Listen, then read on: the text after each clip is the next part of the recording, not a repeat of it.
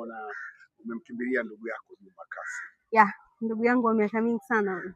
Yeah. Juma, umejisikiaje baada ya Datas kushiriki leo 40 ya mzazi wako ambaye ametangulia mbele ya haki?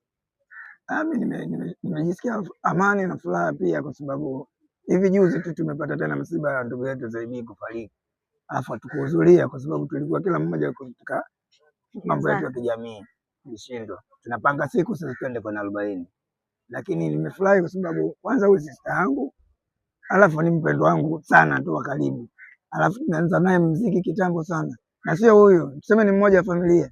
Yaani ni kama familia. Ukimwona huyu Squeezer, kwa sababu Squeezer ni mkubwa, afu anafuata Datas, afu unakuja huyu hapa. Yaani sisi wote ni familia hii moja from the beginning. Kwa hiyo hapa tumefika sisi tukua kama ndugu. Tumekutana ndugu. Nasikia amani, nasikia furaha. Datas, neno lako moja kwa Juma Kassim Nature. Ndugu yangu Juma, sisi kama familia, Squeezer, Datas, Edgar, hata mama pia amekupa pole sana. Ndio maana nikasema leo, kwa sababu sio siku ya kazi, lazima nije nikae na wewe ndugu yangu. Amani. Baba ametangulia, lakini yupo Mungu ambaye ni baba yatima. Amina. Tumwaminie yeye. Amen. Hilo. Amen. Amen.